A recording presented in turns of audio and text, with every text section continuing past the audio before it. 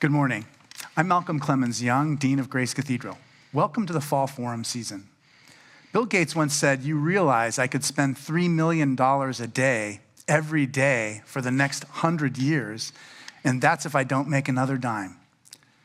What is it like to have such riches in this era of stark political divisions and near-Dickensian economic differences? How mind-boggling are the opportunities and access? How problematic the downsides? Does one's experience differ depending on whether the money is made or inherited, whether you're male or female, white or black? Does being a have among the have-nots make someone a bad person? And does the peculiarly American fantasy of hitting the jackpot explain how we got to the point where nearly half of Americans have no wealth at all? My guest today is Michael Mechanic, a longtime senior editor and writer at Mother Jones magazine. His first book, Jackpot, How the Super Rich Really Live and How Their Wealth Harms Us All, is the product of deep reporting and dozens of interviews with fortunate citizens, company founders and executives, superstar coders, investors, inheritors, athletes, wealth and philanthropy professionals, luxury realtors, and even a person who trains billionaires' nannies in physical combat. Today, we're going to be talking about his troubling journey into the American wealth fantasy and where it has taken us. Michael, thank you for joining us today. Thanks for having me. It's great to be here. Yeah, I've been deep in your book, and I enjoyed reading it very much. It was, it's just such an indictment of where we've come to be as a society, and there's such a tragedy too for the individual stories of what wealth is meant for people who have it, and what wealth means for people who don't have it too. It can be it's a double-edged sword, right? Yeah, it really can be. On both ends. Yeah, exactly. That's why being in the middle, that vanishing middle, is such a delightful place to be. Yeah, I would say the upper middle class is the sweet spot. Yeah. Where you don't have to worry about, your credit card bill, and you also don't have to worry about the responsibilities of great wealth, which can be really mess up a family. Yeah. Well, I literally don't buy lottery tickets because I'm like, I can't deal with it. If I became wealthy, so I love what I'm doing so much. I want to focus all my energies on that. I wouldn't even want to have that as a distraction. Well, you're among the half of Americans who don't buy lottery tickets. I know. So Gallup polls people periodically about their buying of lottery tickets, and half of American adults invariably have bought one within the last 30 days, I think it is. Yeah. I'll tell you a funny story. Like when I was, you write your book proposal and your agent sends it to the publishing houses, and you get a bunch of them who are interested. And so I said, hey, I want to fly out to New York and sit down with the publishers when you meet with them. And he said, sure, come on. And so it happened that week, the Powerball, I think one of the big lotteries, was up to $1.5 billion.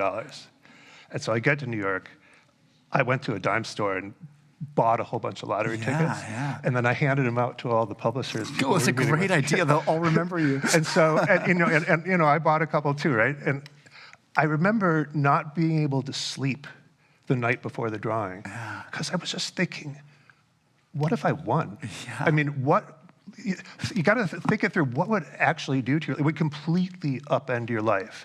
And we fantasize about all the good things, all the ease and the financial security and the cool things we could do, and we could help our friends and neighbors, and we could go on crazy trips and do all this stuff. But you don't think about how it becomes your albatross too. Yeah, definitely. Yeah, I think I couldn't deal with it right now. I would have to be retired before I could win the lottery. I was relieved, right? I was relieved I didn't win. Yeah, exactly. I once won $10 in a lottery. Yeah. I wonder if you could tell me just like how you first got this idea, to study these people who've been so financially successful. Whether through inheritance or through what they've done. I think it kind of goes way back, right? I was born and raised in Madison, Wisconsin, and we lived right by a park. And we were, technically, I guess you'd call us upper middle class, but my mom grew up in the Depression. She was very frugal. I only ever got secondhand clothes. We had one, Dodge Dart. I would get a Dodge Dart too. I love the old Dodge Dart, right? Yeah, me right? too. That's how I learned to drive. We had one Dodge Dart in our house, a bit dark green. But I'd never had to worry where a meal was coming from. I didn't have to worry about any physical needs. I was taken care of. Unlike, a lot of people in this country do have to worry about this thing. So I was privileged and I didn't realize it, right? Yeah. I felt like, oh, I never get any new stuff. I don't have any cool toys. Never, I don't. But I didn't really care because I was a dirty kid. I would scrap around in the garden and get dirty in the woods and collect bugs and whatever, whatever kids do. And I would go into the park and there would be these old guys with the metal detectors. Right. And I would follow them around. The same, I would go up to people who were fishing. What do you got? What do you catch? And the metal guy, I would say, what did you find? Did you find treasure? I mean, I was obsessed with this idea of finding something really valuable.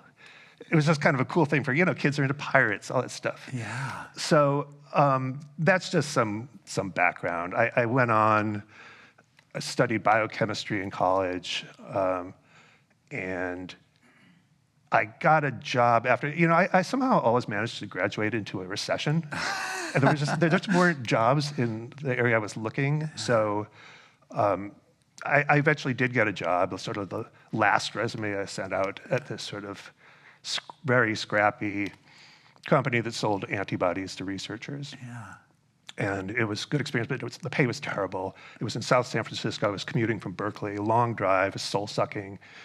And I started, oh, this is terrible. I'll start buying lottery tickets. Maybe I'll win and I won't have to do this, right? Yeah. And, of course, I didn't win. Later on, I went to grad school in also cellular and developmental biology, and ended up dropping out of a PhD program, coming back to Berkeley, going to the journalism school at Berkeley, and thinking I would be a science writer. Yeah. I became a much more generalist writer. Right. But then during the dot-com boom, I was working for this magazine called The Industry Standard. You may remember it. It went off the cliff when the dot-com boom busted. But at the time, it was flying high. It was actually the most successful magazine in history at that time, because it just... Wow. All of these tech companies just buying ads like crazy. That would get fatter and fatter. Then there would be spin-off magazines and all this stuff. And so I was getting paid pretty well for a journalist, for a young journalist. But even so, you would see these young guys around you. Hey, that guy just sold his stock options and he made $7 million. And you'd be like, whoa. Yeah. So I started, on a walk to work, I started buying the lottery ticket again. Yeah. And then so sometime later, when the whole thing had gone south, I started thinking about what would really happen if you came into that kind of money. And I thought a kind of a cool idea for a book would be to find people to whom it really happened. And the book would be called Jackpot, same. Yeah. But it would be about lottery winners, and each chapter would be about a different lottery winner. Yeah, I actually had a friend who was writing a short story about a guy who basically would go and announce to people that they'd won the lottery. But yeah, I can totally imagine each book would be... But they hadn't won the lottery? They hadn't, no, still. Oh, that's actually, there's something in my book that you could relate to about that. Yeah. But I love that idea. So you'd have like some people who like it was a great thing in their life, and other people it was just like led to total despair. And each we hear the horror stories, right? You all heard the lottery horror stories. This guy wins $300 million, and all of a sudden, his kids are doing this, and he's carrying bags of cash to a strip club. And I mean, this is real, actually. That's a real example. And then his daughter kills herself, or his granddaughter kills. I mean, these families just go. Yeah. But then, those are the ones we hear about. Then there's the ones we don't hear about. And I wanted to understand more about what happens to these guys. So there's a guy named Jason Kurland who he calls himself the lottery lawyer. He had represented like several dozen lottery winners, including, it turned out, the woman who won the $1.5 billion lottery. And he said, well, half of my clients kind of go crazy and do that crazy spending thing, and about half of them just don't know what to do. They're frozen, and they don't even want to take advantage of anything, and they don't want to quit their, $12 an hour job because they don't want to change anything. And he tries to encourage them. Well, you actually can change your life in some way. I like that you describe him and giving them almost like a budget. Like you could spend such to such and such, or you could buy this thing, but don't go crazy. But right. So those are the people we don't hear. So I was just interested in could you track those people down? And the fact is you can't. They won't talk to you. Because when you win the lottery, you come under siege, and all of a sudden, everybody wants a piece of you. Yeah. You have to move. You have to, even if you didn't want to move, if you want to stay in your neighborhood, forget it, Yeah. Your old friends, maybe you see them, maybe you don't. You got to buy yourself a compound somewhere. Yeah. And so you have the financial security, but you lose the community. And then people are, financial planners are coming at you. If you have a lot of experience in the finance world, you could probably swing it. Yeah. But if you're unsophisticated that way, it's very easy for you to be taken advantage of. And it turns out our lottery lawyer later, so I had interviewed him a couple times, and there's this whole section of the book where I talked to him, and then I see this thing, Jason Curlin indicted for stealing from his clients, like $100 million from his clients. And I was like, it was, with mob connections and all this stuff. Yeah. And I'm like, oh my God, what am I going to do with it? Can I keep him in my book now? Right. So what I did is sort of, this is a spoiler, I'm sorry. Because I kind of set it up. I do the whole thing, and then later on when I talk about some of the problems people face, said, by the way, our lottery lawyer is on trial. Right, exactly. Yeah, I was pretty shocked. So tell me about the difference between people who are the top 10%, the top 5%, the top 1%, and the top 0.01%. Like, how are their lives different from each other and from us? Well, I said this in the book, and you guys can probably all relate, right? When you're a kid, you heard the term millionaire. I mean, we still do it. We still talk about millionaires. I know, it's true. Millionaires are a dime a dozen. There's millions, tens of millions of millionaires in the United States. In fact, most of the people in this room, if you own a house, you're a millionaire. Yeah.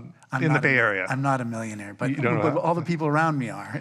Well, you buy a house for a few $100,000. 10 years later, it's worth 1.5 million. Yeah, That's the way it is in the Bay Area. So you're a millionaire in your house. Yeah. You're not a millionaire in your life. Right. I mean, you could sell the house, but where are you going to live in the Bay Area? You'd have to move to Nebraska, right? So the geography has a lot to do with it. People make 400 grand here, and they go, I'm middle class. Yeah. It's like, really? Yeah. Let's talk to the real middle class people and see what they think of that. Yeah, completely. So where were we? Sorry. So the 10%. What does that look like? 5%? Okay, so the threshold numbers are sort of hard to get, so I didn't update them because I had to go back and forth with these economists to get them. But this is the 2019 numbers, and just figure they've gone up from there. To even get into the top 10% by wealth, you have to have at least 1.1 million. To get into the top 5%, you need, I think, at least 1.9. And the averages are much higher. This is just the bare minimum. Or, as far as like money, you need... Like income. Yeah, So I can't remember the exact numbers for income. Yeah. But it's high. It's like, $450,000 a year. Yeah. Something like that. And then you get to the 1%, and I think at that time, just the bare minimum was 5.6 million to be the bottom end of the 1%. But again, the way wealth is skewed in this country, averages are much higher. Like the average of the 1% was something like 20 million. Yeah. And then if you start going up the scale, it's just like this. Yeah. In fact, one thing that's interesting is like if you chart average household wealth by wealth percentile, it looks like this. Yeah. It goes exponential at the top end of the curve. Yeah. So you get up to the 90 to 100%, it just goes skyrockets. Now then, if you take the top 1% and you start the chart all over, and you start with the 1%, and do it by point, what is it? What would it be like? 99.1, 99.2. The chart looks the same. Yeah, funny, interesting. Because the people, even within the 1%, there's massive wealth disparities. Right. Yeah, exactly. And what that tells you is how much advantage it is to have wealth already. Yeah. How the system is set up in a way that wealth begets wealth. And wealth is rewarded, and if you have nothing, you get nothing. Yeah, yeah. Yeah, well, I mean, one of the things I had a wedding yesterday in the wine country. So, all I'm thinking about is jackpot, jackpot everywhere I look. And yeah, I mean, if you're already wealthy, one of the things you say, you just get a lot of free things. Right. And so things that poor people have to pay for are, like having friends in Napa Valley, like the dinner I had last night, like, all that. It just seems so unfair. And those are just like the surface level things. Right, there's social things, experiences, Yeah. connections, social connections. If you're starting a business, hey, can you help me out? Can you invest in my business? Yeah. Can you help me get a loan? I mean, these things are huge. Like the access to capital is a big disparity, right? If you don't grow up or you're not surrounded by people in that milieu, it's really hard to get money to start a business, for example. Yeah. And women have had the same problem, incidentally, for ages. It's much harder for women to raise money to start a business because most of the people controlling the money flow are men, and they hold women to a higher standard. You have to perform better. You have to, pass a much bigger checklist before they're going to give you the money. Well, so even when you're talking about just like regulations that prevent like ordinary Americans from making high-risk investments, Right. Those regulations will limit what kind of investment income they can. That's the difference between the 10% and the 5%. Yeah. There's something called an accredited investor. And to be an accredited investor, you either need, I think, income of $300,000 a year for a couple of years running, or you need $1 million free and clear of your house. So you need $1 million that you can invest. The government doesn't let you invest in private transactions unless you have that $1 million. Yeah. So private equity, real estate, development deals, all these things. If I'm a VC guy and I'm trying to raise money, first of all, I'm not going to touch you if you have $1 million because I want 100 million or a billion, right? But even theoretically, I couldn't let you in unless you have that $1 million to start with. You can't put $25,000 in if you're a mere millionaire. Right. One of the things that I think a lot about is just like the tax system too. And I wonder if you can talk about that, just how that leads to that vast inequalities in terms of wealth. Well, if you looked at our tax system, we have a progressive income tax. The other taxes like property taxes, sales taxes, those are called regressive taxes because the more money you have, the less they affect you. Emmanuel Saez and Gabriel Zuckman, in their book called The Triumph of Injustice, calculated that the least wealthy 10% of people spend 10 cents out of every dollar on sales taxes. It's about a penny or two for the 1%. Yeah. Because the things that are taxed are like common goods that we need to buy every day. Things like, legal services and financial services and purchases of big ticket items like boats and cars and yachts, these things, the taxes are low on them. In fact, I have in the book, South Carolina caps taxes of luxury items at $500. Wow. So I put in the book, you can buy a little bass boat and you're going to pay, tax on that. You can buy a mega yacht. You don't buy it in South Carolina, I guess. Maybe you do, I don't know. But you can buy a Gulfstream jet and you pay $500 in tax. Yeah, it's just this huge giveaway. Huge giveaway. So I was getting back. The reason we have a progressive tax, and actually a lot of conservatives want it to be a flat tax, and the problem with that is once you go to the progressive tax is kind of a corrective of the regressive taxes. It helps even out the total taxes you pay. But if you make that a flat tax, as some states have done, and some people in Congress are advocating for, then the whole system becomes even more regressive. Meaning the less you have, the greater proportion of your income goes to taxes. Exactly. And why do you think Americans are okay with that? Like, why do you think, these new tax bills that like reduce the tax burden of very wealthy people, why do Americans continue to enact these bills? Americans don't. Congress does. And that's a big difference because if most Americans, if you survey, including Republicans, think billionaires should be taxed more, right? Yeah. But they never can get these bills through. A bunch of them have failed in the past, 2 years. Yeah. And the reason is because the people in Congress, where do you think they get their money? From those billionaires. I mean, look at, okay, so, and it's both sides of the aisle, right? Yeah. In this election, when they were trying to get Biden to step down. Right. There were all these articles, and there was no analysis of it. But I'm reading the New York Times. It's like, oh well, these donors are putting pressure on these donors, and we're talking about the billionaires. Yeah. And they have a voice in this. They get to call the shots. We don't get to call the shots. Yeah. Well, maybe we like Biden, whatever. But maybe we want Harris. Maybe we want someone else. But it's those billionaires who are forcing the decisions. Yeah. And the articles sort of just take it for granted that these are the people with the clout. And they do. They are the people with the clout. I mean, in the book, I talk about studies of sort of the political influence of very wealthy people versus the public. And the political priorities, it turns out, I mean, first of all, I'll just say, any of these studies, it's hard to find very wealthy people to talk to you. Researchers have this. I had the same problem with my book, right? I got so many rejections. Sociologists study this stuff. They get so many rejections. Finally, you get what you get. But these researchers work really hard. Finally, they'll get like 80 or 100 families to talk to them.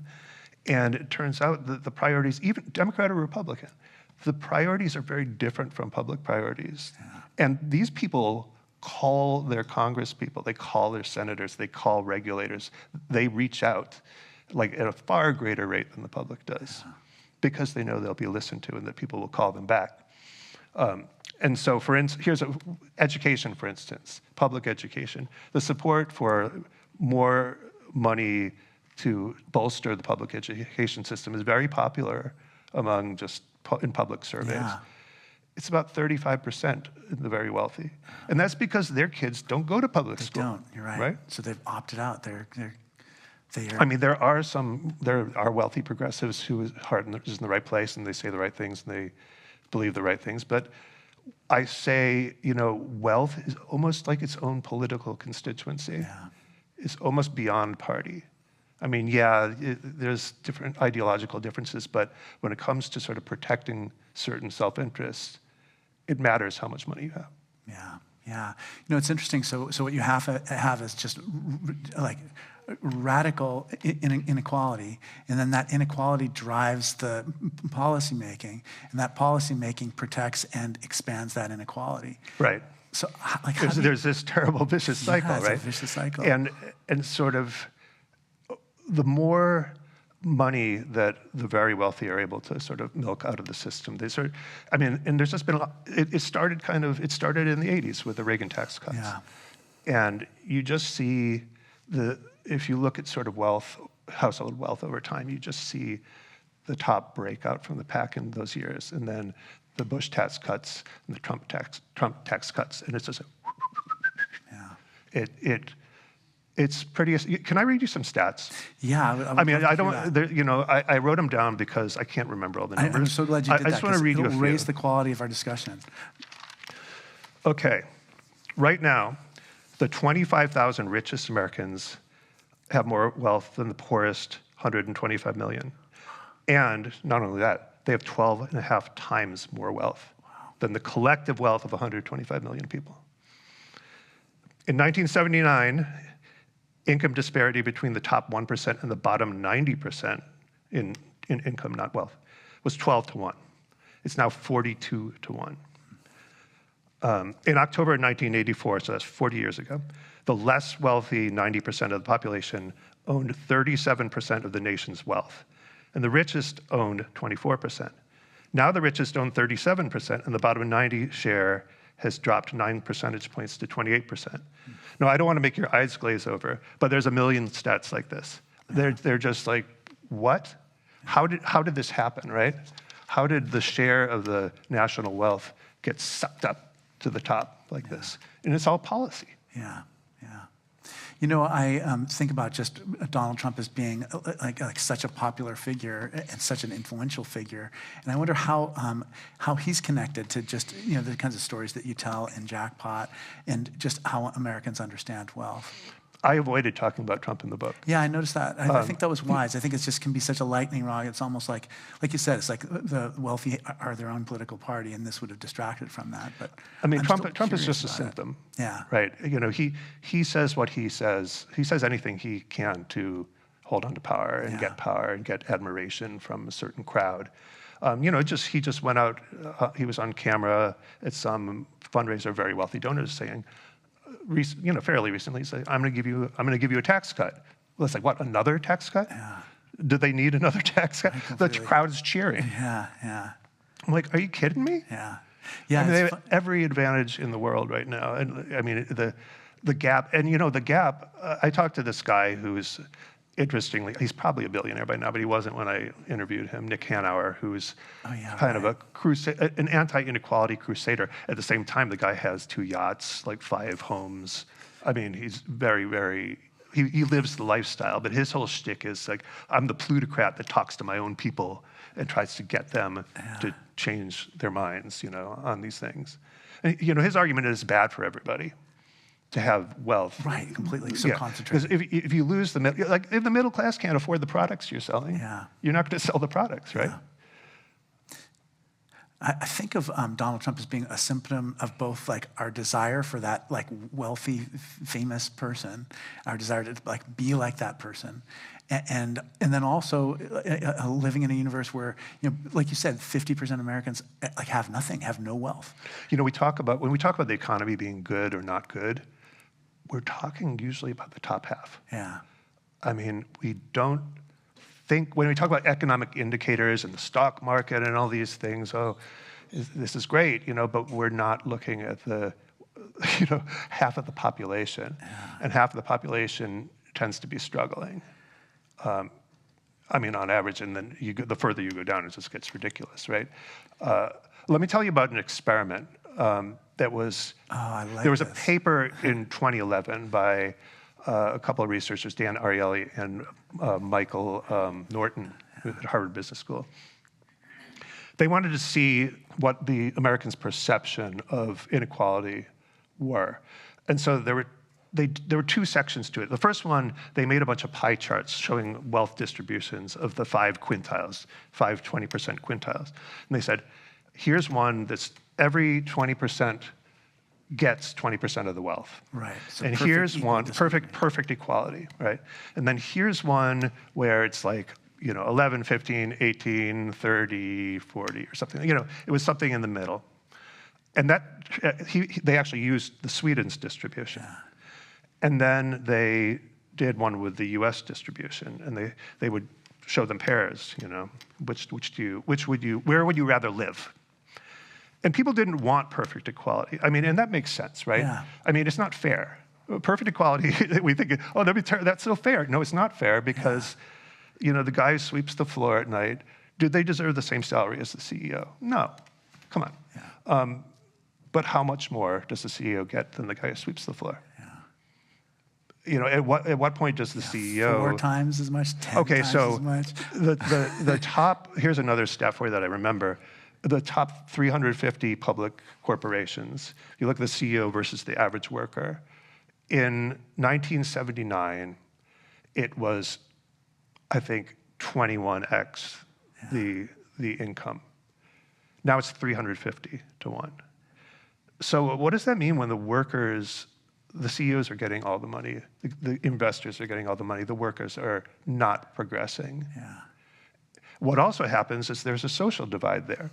Okay, so back in the 60s or whatever, you might have the CEO living down the street from you. Right. And you're in a middle-class neighborhood. I mean, I remember my neighborhood, you know, there was like very rich doctor down the street. Like they had the basketball court and all that. We played with their kids. Yeah. You know, there was mixing. There were these mixed wealth areas. What we have now is I call it wealth flight. Income segregation is what the sociologists call it, where the rich flee middle-income areas to wealth havens where everyone is kind of in the same realm, and the poor get stuck in the worst parts of a town, and you end up with these shrinking middle-class areas.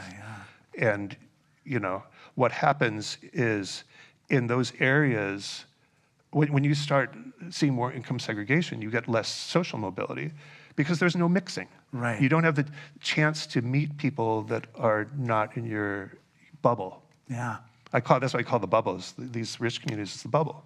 You're in there, and all of a sudden, private equity, the private jet flights, the house in Aspen, it all starts to sound normal to you. Yeah. But it's so not normal. Yeah. It's really bizarre, really. Yeah.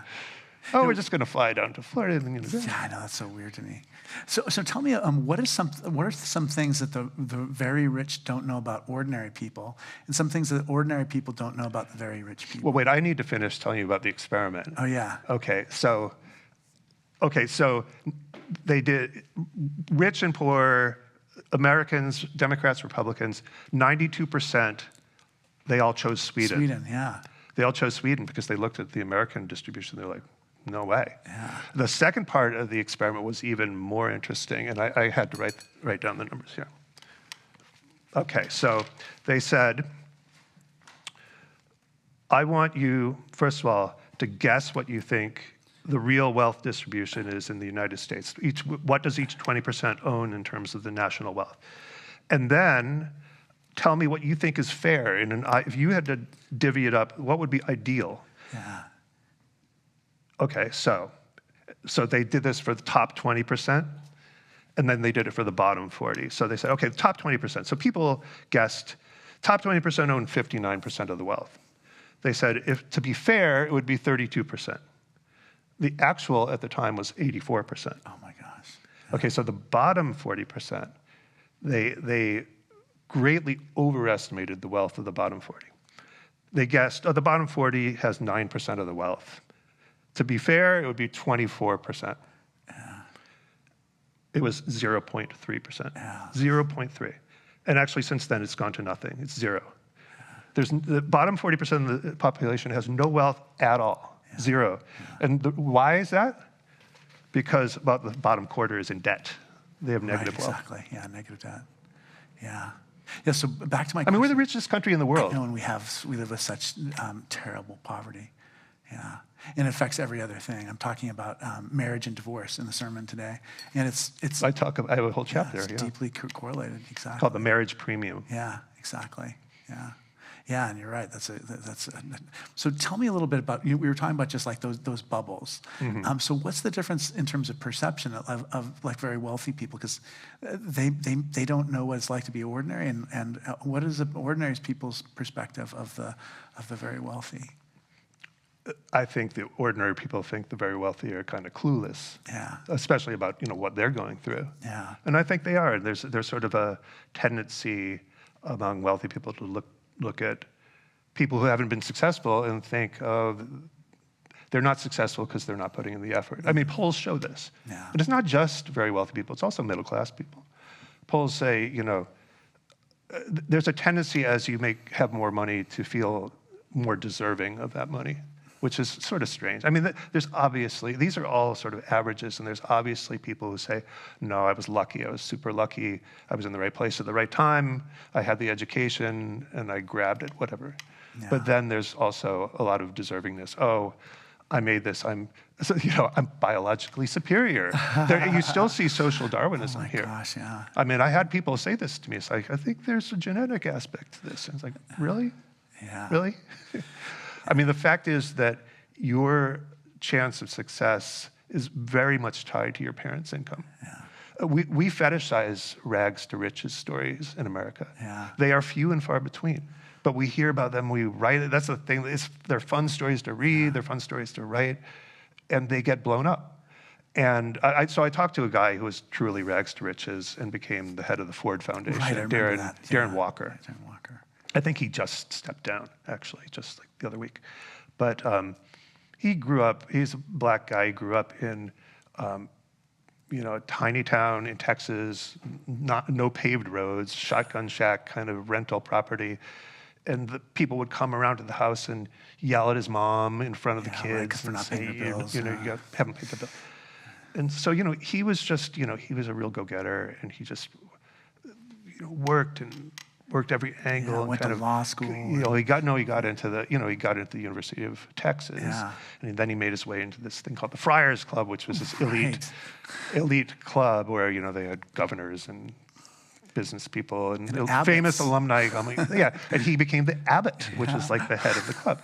And so he told me he would go to these club functions and he would say, "Hi, I'm Darren." They'd be like, "Can you get me a gin and tonic?" Yeah, right. And he'd be like, "Okay." Yeah. Actually, I'm the head of this organization. Yeah. So yeah, what he said is, this guy now, as the head of the Ford Foundation, he dealt with, all these billionaire people. Yeah. Because all these very, very, very fancy functions. And he said, I hear so often from these very wealthy white people, Yeah. "Oh, I look to you as an inspiration, and you were able to do this, and you're this glowing example." But it's like, it's not that easy. It's not like you can just do that. He was smart, and he had go get 'em, but he also got very lucky. Yeah. And very few people can do that. Yeah, There's very little social mobility, and much of it depends on education, higher education. Yeah. When I was a graduate student, I lived in Horatio Alger's old dorm room. Oh. At Harvard? At Harvard, yeah. Okay, so I was going to say, Horatio Alger, the rags to riches. 19th century. Yeah, it's 150 years ago. The book was called Ragged Dick. Ragged Dick. Ragged Dick was like a shoeshine boy. Yeah, exactly. And worked his way up. He had grit and determination. And this was a huge bestseller. Yeah. It was serialized, and then it came out as a novel. And America was smitten with Ragged Dick and Horatio Alger. And you talk about the Horatio Alger story. That's like the person who worked hard to make good. And this has become a huge American myth. And then there was James Truslow Adams, who wrote the book that coined the term the American Dream. Yeah. Well, Adams worked on Wall Street. Horatio Alger went to Harvard. And de Tocqueville, who went around saying, "Oh, there's no class in America." He was an aristocrat. Yeah. I mean, we're seeing things through this lens of, very wealthy people. And, that myth is still with us. Think of the Paul Ryan era. The makers and the takers. These people are lazy. Yeah. They're on the dole. They're lazy. It's like, no, it's actually they're working at Amazon, and they have to go on the public dole because they don't get paid enough just to live. I mean, rents are pretty high. Yeah.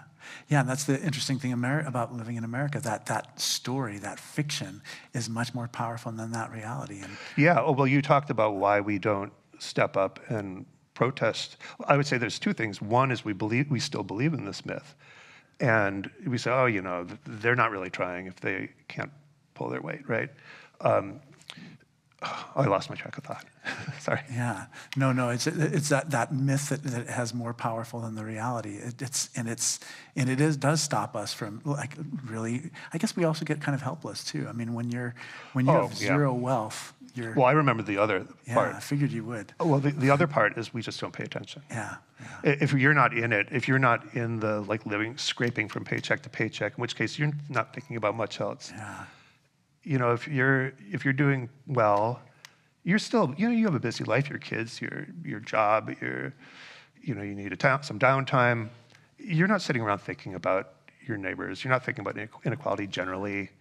And the interesting thing about the Norton-Ariely experiment, it came out in 2011. The numbers were actually from 2001. I talked to Norton about it. And it just took a long time to get into print. But 2011 was when we had Occupy. Right. And it's when Joseph Stiglitz wrote a piece in Vanity Fair that talked about the 1%. Yeah. And all of a sudden, everyone's talking about the 1% and the 99%. We weren't talking about that before 2011. Yeah. It seems like forever, but it's true. It's like, boom, and it became a big issue in the 2012 election. You remember the Mitt Romney, the 47%, which Mother Jones broke. Oh, yeah. Might have been the nail in Romney's coffin. Yeah. Because people were really worked up at that time about it. Exactly. Yeah. Well, I asked Norton, I said, look, we've had all this time of Bernie Sanders and Elizabeth Warren out on the stump saying, to be a billionaire, it means we have an immoral society, all these things here, and quoting stats and this and that. And I said, what if you did your experiment now? And he said, I think it would be the same. Yeah. And lo and behold, he has repeated his experiment. It's not in print yet, but he told me it's basically the same result. A decade of railing against wealth inequality, and most people just aren't paying attention. Yeah. It hasn't made a difference. I mean, I'm just dumbfounded, actually. I'm a journalist. I'm in the middle of this political bubble, and I read everything, and I just feel like, who are these undecided voters? I mean, all these, people don't know what the Inflation Reduction Act is, or what it did, or the fact that there's even all this money going into clean energy. They just don't. I'm like, do you read anything at all? Yeah. Are you just blissfully unaware? Yeah, completely. But you're right too. People just barely making it by. One of the traditions we have on our program is we take questions from our audience. So I'm going to invite everybody to write down their questions. I do want to make a point, though. Yeah. It makes it sound, I think we're making it a little bit sound like this book is just railing against the rich. It's not. No. You have a wonderful sympathy for the people that you're with. That's what I think. The New York Times thought I was too empathetic. I thought you were wonderfully empathetic in a way that humanizes this. Yeah. Because we haven't talked a lot about the problems that wealth brings to families. That's what I was going to ask you. Like, so tell us a little bit what your experience has been with people who have won the jackpot, either through their business or through an inheritance or through the actual lottery. It's a mixed bag for them, and it depends. Especially the people who've worked really hard to get to a point, and then they sell their business or they cash out in some way. See, we don't call it the jackpot, we call it the exit. Right. The exit from, you sell the company that you started a long time ago. Well, some people, obviously they're very well off. They're free to do what they want, but there's a lot of sort of existential angst, first of all, in now what do I do? What's meaningful to me? I don't have to work anymore. There's not that force in my life that gives me the impetus to do anything in particular. So that can be very challenging for people, but it's more than that. I talked to a guy who had sold a company he started and taken about $40 million out of the deal. And he said, when you go from creating wealth to just sitting on it, when you cash in, all of a sudden your whole focus shifts to protecting it and being worried you're going to lose it. Yeah. He said, I'm fear-based now. Yeah. He's always thinking about, I talk about this, you're always thinking about money when you have that much money. Yeah. And if you have the more money you have, more money, more problems, right? I talked to this guy, Richard Watts. He was a great source. He's a consigliere for some of the richest families in America. He hangs out with these people with yachts, with helicopters and crews of 14 and building houses in the islands and whatever. Yeah. And they're very lonely, isolated people. Yeah. And they bring their problems to him, and it's like, wow, everyone in my family wants something from me. My kids, they just see me as a piggy bank. Yeah. I don't know what to do. I don't feel like I have any real friends. I mean, it's really a problem with your perception of self, your perception of others, your trust of others. Relationships really suffer in very wealthy families. I mean, some of you might have seen Succession. It's not far off. A lot of, especially the kids in these families, are lost, right? Yeah. They don't have anywhere to fall and to learn and to feel like they've done something on their own. Everything is just, we're going to hold you up to the light bulb so you can screw it in, right? Yeah. Yeah, and then just the effort to make sure that they inherit vast amounts too. I didn't really understand that, why wealthy people are trying to have their children inherit so much. And does it mean that they really believe that having that wealth is going to be good for their children in the long run? Andrew Carnegie would call it vanity, family pride. He said this is the only, he would say giving the almighty dollar to your son is a curse. That's the way he said it. It's a curse. Yeah. And it is a curse.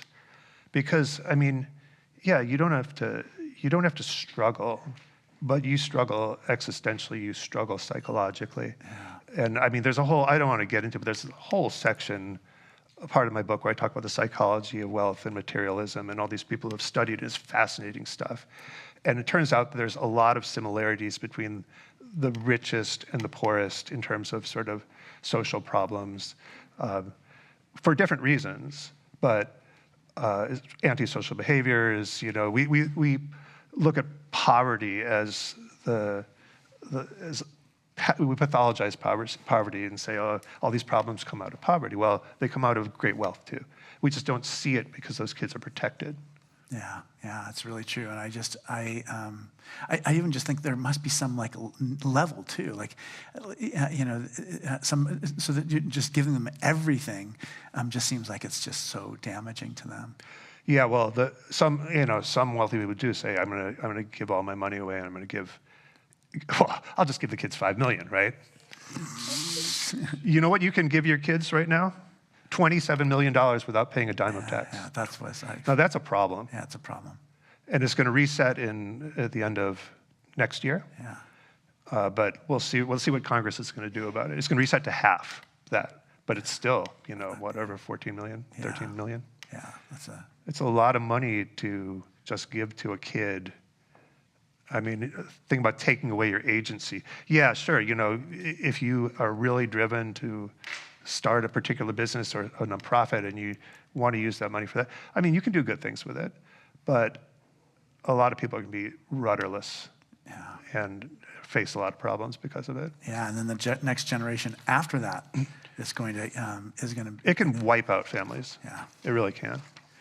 Even at modest wealth, some of it depends on where you grew up. If you grew up in the bubble and everybody's rich, it's like maybe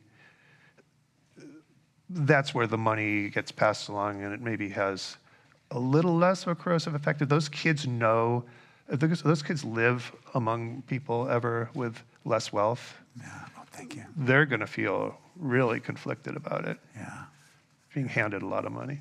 Yeah, that's really true. So here are some questions.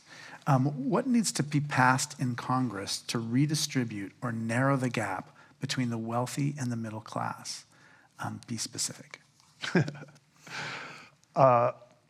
Well, you have to be able to figure out a way to tax wealth at the very high end because it's gotten so out of control, and that's tricky because we're talking about 100 million and up really, because so much of the national wealth has gone that way.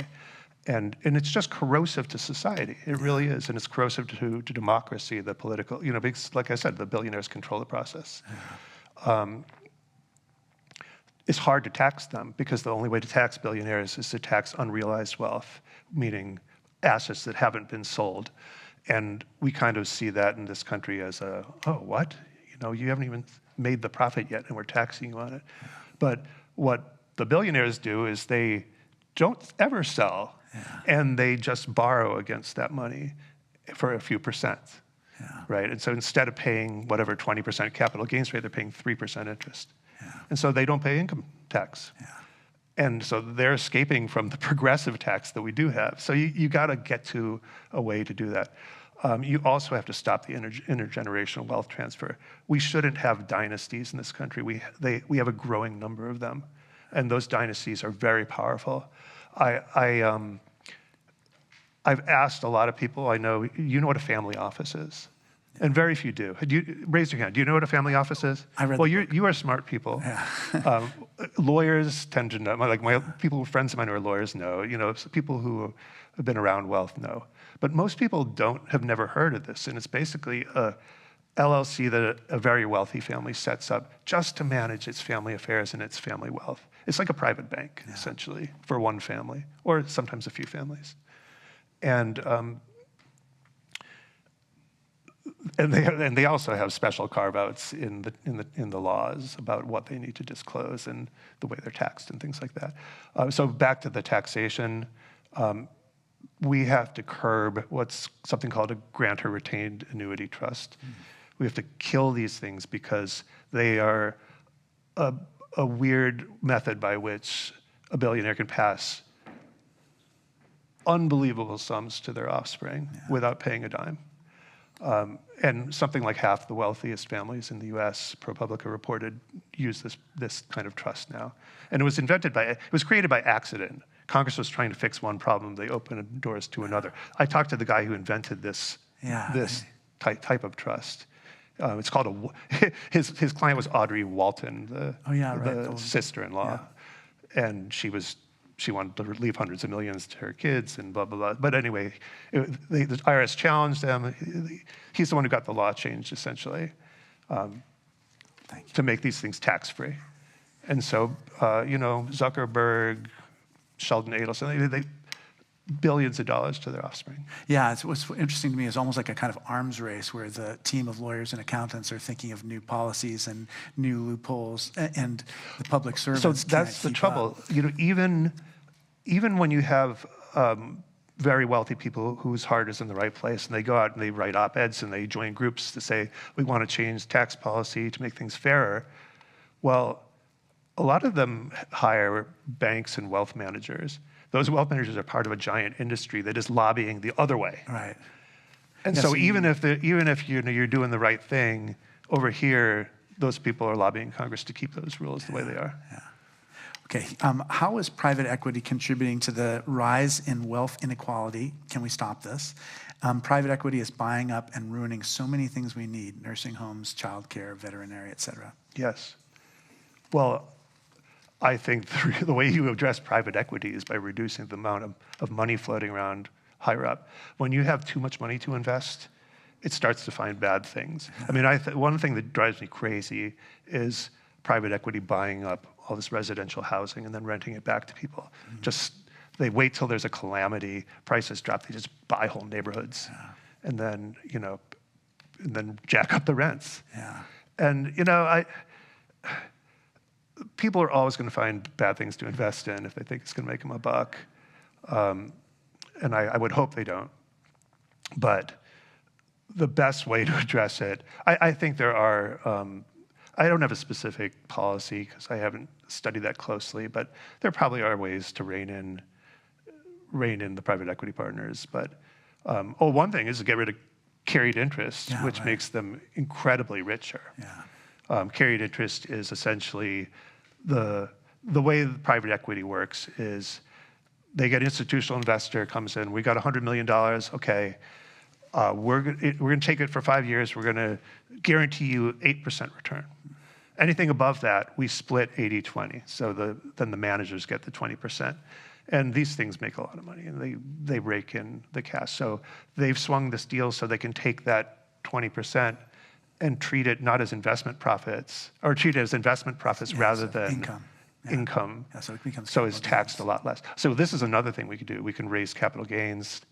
This is a big thing we could do, is raise capital gains rates to what ordinary income, the rates on ordinary income. Because right now it's a 17% difference. Yeah, it's huge. Do you think it's possible to create a society or shift ours to a place where hoarding wealth is seen as the ultimate shame? I like that. Wow. I mean, no. I mean, it's funny. All those myths we talk about aren't myths about taking responsibility, or that the rich are gaming the system, or that those stories don't have as much power. I don't think the rich respond very much to shame. Yeah. In fact, they just sort of shut off. Yeah. I don't know that shaming is the way to do it. Yeah. You pass good policies, and that's really the only way to do it. But when very wealthy control the political process, it's very hard to pass those policies. Well, that's like income inequality is not an epiphenomena. It's like the system was designed to create this. I also don't think shame is really the right approach. Yeah. I mean, shame never really works. I mean, I do,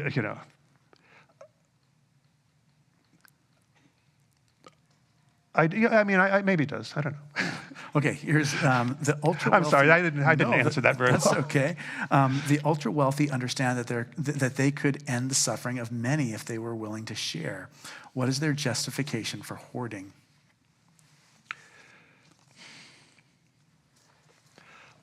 I've talked to people about the question of how much is enough. And the answer always seems to be it's just a little more than what you have. And sometimes people will say, if I make 10 million or 20 million, I'm going to stop. That's enough. But they can't. It's like a drug. Yeah. And it's also, I think about these guys with billions, tens, hundreds of billions of dollars. It's ludicrous. Yeah. I mean, what are you going to do? it is so, you're worth more than every country in the world almost, Yeah. you know? Why? Yeah. Like, why don't you quit? Right. Why don't you go do something else and give all your money away or give half of it or give whatever? Yeah. And it's all record keeping.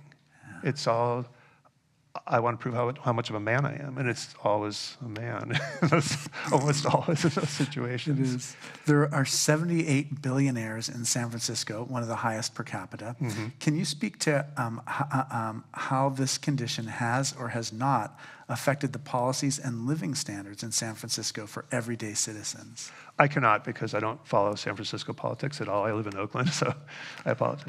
One's health is most strongly correlated with wealth in the United States. Can you speak to the effect of health to the 1% versus the 99%?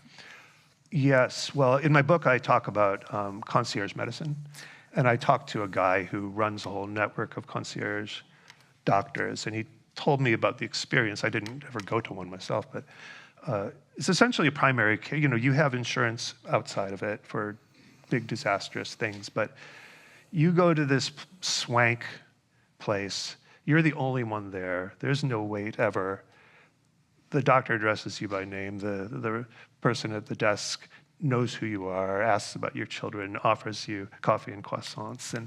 And there's only, there's only anywhere from a couple hundred to like 25 patients.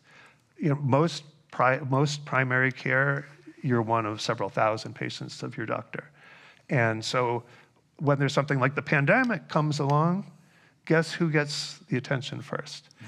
So these concierge doctors went and sourced, COVID tests before anyone could get them.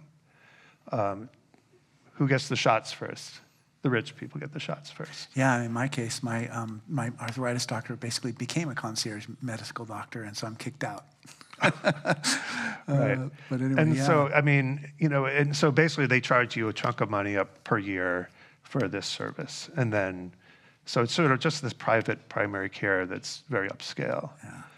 And so if not every 1% partakes in that, but if you can certainly afford to, and if you do it, you're going to get a lot of personal attention from that doctor. Yeah, which, I was writing. Like to go to the doctor because everybody else will be having a completely different experience than you. Yeah, well, I wrote the same thing about this as I did about these private schools I visited, which were just they were wonderful. Yeah. I mean, they had everything. They really. Yeah, they had 32 electives. Yeah, neurobiology in high school, Japanese and Arabic and whatever you wanted at these schools. And they also had these admissions counselors that had worked. I mean, they were like, college counselors who had recently worked in college admissions at prestigious institutions, knew all the ways to get those kids in, and coached them through the whole process. The parents don't have to do anything, right? My kids went to a big urban public high school, and I sort of regret it because it was so hit and miss. But and the college counseling was non-existent. I interviewed a college counselor there, and she said, I'm responsible for so many kids. Like, my time is all tied up with kids who are like just struggling to even get to school and go to school, let alone go to college, right? So the wealthier families at the school hire private services. Yeah. What is the marriage premium? Well, the marriage premium is, birds of a feather flock together, right? People tend to marry within their class. And so when you have a working households and the 1%ers marry 1%ers, or doctors marry doctors, lawyers marry lawyers, whatever, you are really increasing the earning potential of those families. Whereas you look at the statistics, so like 70% of high school dropouts marry high school dropouts. So it's the segregation of society into haves and have-nots. And if you are in this quintile, you're probably going to stay there. Yeah. And we're just talking about college education. I mean, what's called the Ivy Plus schools. So those are the most efficient mobility engines for if you are in the bottom quintile and you go to one of the Ivy Plus schools, which is the traditional Ivies plus, Stanford and Duke, there's a handful. Your chances of going from the bottom 20% to the top 20% are pretty high if you get through. But getting in is another matter. Yeah. And so here's a statistic in the book that I call shocking. Those schools have more students from the top 1% than the entire bottom 50%. But half the population is. Yeah, that's amazing. And so, there's something wrong with the process. There is. Well, everything, like you said, where you have these vast differences in income inequality, it infects everything. So education, healthcare, our political systems. Well, you're also talking about health, it's like, who gets saddled with the polluted areas, the industrial areas? Right, exactly. It's like the people who have no money, right? In the very wealthy communities, the roads are good, the services are great, open spaces. It's just they're healthier places to be. There's less crime. The cost of crime in low-income communities is very high. I mean, we hear about murders, right? But if somebody is shot, they probably have medical care their whole life on the basis of that. I mean, it's just, Mother Jones once did a thing about the cost of gun violence, and it's astounding. The people who are injured, the costs are unbelievable. And we don't think about the injured, we only think about the dead, right? Well, so here we are. Since 1980, there's been increases in income inequality and wealth inequality year on year. We did have the Occupy Wall Street movement. We heard about the top 1%, the other 99%. Is there a time in the future where we can see the beginning of the reversal of this trend? Because it's getting worse and worse without relenting, regardless of the pandemic or what wars we're engaged in. Are there signs that we might be able to make progress on this as an issue? At the end of the book, I was torn, right? Because this was right at a time when the George Floyd protests had happened. There was this whole, corporations were talking about increasing diversity in their ranks, and the word woke was not a bad word. Yeah. It was a good word. Right. With the Republicans quickly turned it into a bad word, into a slur. Right. In remarkably short time, they just demonized it. I mean, woke was just a word, a long-standing word in the black community for being aware of the way the society is rigged, essentially. Yeah. And Trump walks in and saying, it's rigged, but it's rigged in favor of him. Yeah. And that's what he doesn't talk about. He claims to be a victim, right? No. Yeah. Talking about two-tier system of justice. Yeah, you're the top tier, pal. The top tier. Yeah. Anyway. But yeah, so I mean, one thing that does help is just being aware of the problem, and I do hope that we can make progress on this because it's undermining our democracy. I hope so mentioned too. That Thomas Piketty book. It was one of the most powerful books I read right when it was published. Yeah, so this was a bestseller, Capital in the 21st Century, exactly. A very wonky book, right? Yeah, I loved it. And that showed how much people suddenly got interested in that. But that was a certain segment of people, right? Like I said, the general public still believe in the mobility optimism, right? Yeah, so true. So I was going to say that in the end, so there were all these hopeful signs. Okay, people are waking up, and we have a Democratic trifecta, and the Democrats tend to be more pro. And they've been talking about raising taxes on the rich and so forth. Well, they barely had the Senate, couldn't get it through. Yeah. Couldn't get. I mean, they did some good policies, but they couldn't get a lot of it through. Yeah.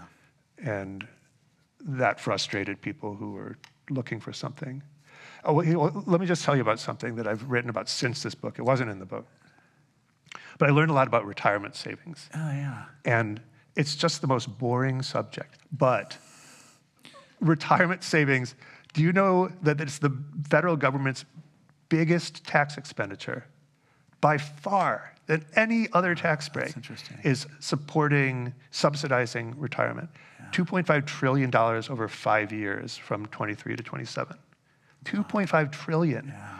And almost all of that money goes to the top 10%. Yeah. Half of America doesn't have a retirement account. Yeah, they don't have a retirement account.